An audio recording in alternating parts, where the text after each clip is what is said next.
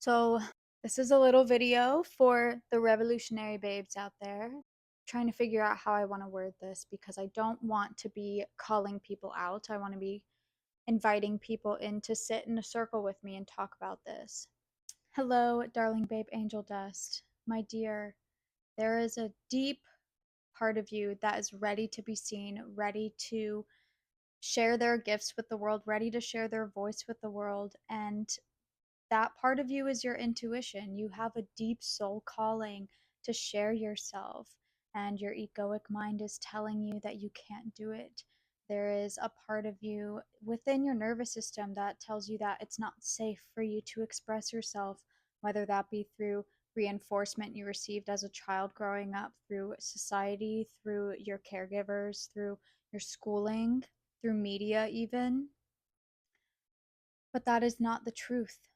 The truth lies deep inside of you, and it tells you, I can do it. I am so capable. I have exactly all that I need to achieve my dreams and my desires and my goals. And instead of trying to ignore or bypass the parts of me that don't feel like I'm capable, instead, bring them in a little bit closer, call them in, and love them so deeply because they have served you, they have kept you safe. Fear is really like the part of you that's trying to keep you safe, that's telling you of the possibilities of what might happen if you branch out of your comfort zone, if you actually go forth and express yourself and share your gifts and talents and love and light and essence with the world, right? That fear inside of you is protecting you from rejection. It's saying, if you do this, there is a chance nobody will like it. And that is the case, that is a possibility. That is a very real possibility. But what about the flip side of that? What about the chance that there are people that find it, that deeply resonate with it, and that actually there's a part of them that needs it, that benefit from what you're sharing? What if there's a part of you that is actually capable of seeing the fear as a way to protect yourself and then flipping it and saying, what if the possible is true? What if the opposite of my fear is true? What if I actually am capable? And what if, people do like me? And honoring that the fear is scared of being hurt and being there for that part of you, but not letting the fear of being hurt stop you from actually going out and chasing what you dream of and what you desire. And hear me out. On some level, it's not the fear that you can't make it work, it's not the fear that you're not good enough for it. It's really the fear of your power. The fear of your power. You fear how much power you have when you stand in your truth, when you stand in your light, when you actually allow yourself the privilege to express yourself, allow yourself the privilege to share yourself with the world. The moment that you begin to share yourself, so many doors open for you, so many portals. Let's get back to the portals here. There are always reasons to not do something. But what if there were also always reasons to do something? What if the chance that it works out is the driving factor to you actually chasing after it, to you actually achieving it, to you manifesting it, to you calling it in closer to you? What if the chance of it working out is the reason behind you doing that?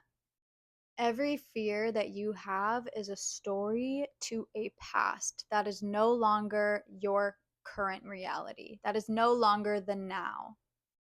And it serves to protect you. But what it's actually doing is keeping you in this repetitive cycle of comfort and safety that doesn't help you grow, that doesn't help you branch out of your comfort zone, that doesn't help you actually achieve your desires and dreams. But every time that you make a decision based off of fear, you then reinforce this part of you that tries to keep you safe by not branching out.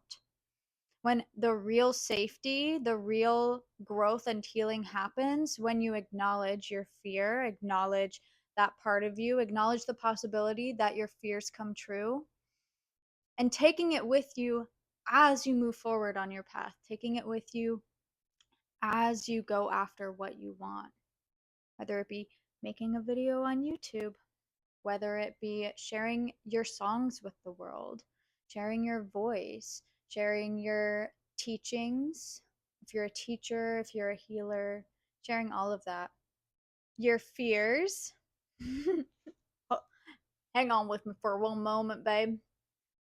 Your fears have molded you, right? Or like these stories that you have created your identity around, these experiences, your life experiences have molded you. They've created your fears and your stories, but they do not move you. Only you get to move you. Only your divine trust in the ability that, or in the possibility that it can work out, is what will move you.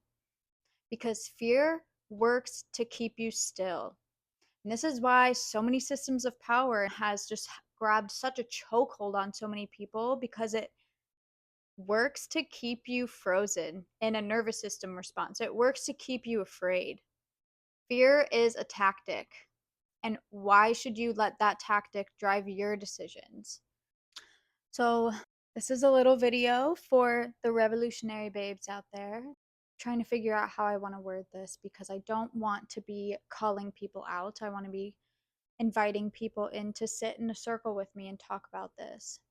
As we begin to deconstruct our perceptions and ideas of society at large, of culture at large, and we begin to recognize systems that are in place that do not actually serve us, or that are founded on a wounded framework, there is a shift that happens within us that is both a reflection of the things we have been taught through this system, but also the ways in which we grew up. The way in which we were raised is a result of the system under which we live. Exists to keep us asking ourselves, what's wrong with me? Because the moment that you begin to ask yourself this question, what's wrong with me, is the moment that you begin to seek answers to that question. And when we're being fed advertisements that are worded as the answers to our problems, we will then seek out whatever they are trying to sell us. It sells you the idea that something is wrong with you, so that way it can sell you the fix to that problem. And the moment that you begin to stop looking at yourself from this lens of there's something wrong with me to there's something wrong with this system, is the moment you free yourself from these chains of our systems. But anyway, to get back on topic, you believe this narrative that there's something wrong with you because systemically our culture teaches us that it's safe to be broken, because it can save us, because our culture can save us, because the things that it's trying to sell us can save us. What if these answers to your problems are not actually the fixes to your problems? And what if your problems are not even problems? Okay, what if your anxiety is not even a problem? What if your anxiety is a symptom of something happening deeper inside of you? What if your anxiety is just a mode of communication to get your attention about something? Right? Why do you just stop at anxiety? And why don't you go a little bit deeper into that, into your body, not into your psychoanalytical mind of like, oh, why? Go into your body, babe. The anxiety is starting in your body. You are not a machine. Your anxiety does not point to a faulty wiring in your system or some sort of like mechanical breakdown. Your anxiety is pointing to a process happening inside of your body. You are pure energy manifest. See, this is why I don't like to talk about the society that we live under, because I feel stifled. Like I feel like I can't get my words out. I feel like I don't have the knowledge or wisdom to share with others, and then I feel like I get angry about it. Like I come from this place of fear and anger, and like I'm afraid to speak on it, and I don't like how like I get about it. I don't like how much energy I have about it. I'm just like, ugh. It's such an ugly system, and I feel like that's not where my voice feels empowered and liberated. My voice feels empowered and liberated when I am able to teach people about their body's response to what they're experiencing, what they perceive as being in their head, but it's actually like a deep nervous system response that's trying to keep you alive and safer, that's trying to signal to you, "Hey, I think there's something going on here. Can you pay attention to me?" So it's gonna feed you depression or feed you anxiety or feed you paranoia, right? And perceiving that as there's something wrong with me is what these systems in place right now, these systems in power that are faulty and wounded want you to believe, because then it can sell you that fix and it can further disconnect you from yourself and from other people. The moment that you begin to empower yourself and empower understanding your nervous system and educate yourself on why these processes are actually happening inside of your body and what they serve you for, is the moment that you build connection back with yourself, is the moment that you build connection back with other people. Like, why would you believe a system that literally enslaves people, that literally puts you into massive debt? Why would you believe that? Why would you believe that there's something wrong with you? And I'm not saying that you're wrong, that there's something wrong with you for believing there's something wrong with you. You know, it's literally what we've been sold. It's what we grew up believing. But believing that there's something wrong with you keeps you small and keeps you obedient. Do you understand this? And like the moment that you begin to separate yourself from there's something wrong with me and connect yourself with my body is serving to keep me alive and safe right now. All of these experiences that I'm having of anxiety and depression and paranoia are actually trying to communicate with me. And when I ask them, "What's wrong with you? Why are you here?" You're rejecting a very, very intelligent part of yourself. You're rejecting the part of yourself that knows, the part of yourself that just knows. It's like the most divine essence of you. And instead, you should ask your anxiety, "Hey, what's going on? Hey, girl, what are you trying to tell me?" And connect with it. Connect with it. Lean into that feeling if it feels safe for you. You know, like if you're afraid to lean into your anxiety, focus on that. Lean into that fear. And if that fear is telling you, because what if it means that I am crazy or that there's something wrong with me? Lean into that. Lean into feeling like there's something wrong with you and explore that. Really like befriend these parts of you, right? Because they came from somewhere. They didn't just come out of thin air. Okay, I got kind of crazy with this because look, like sometimes I'm like, "Oh, I don't think I can articulate this as well as other people can. You know, I don't think I have the intelligence or the education to articulate my thoughts on this."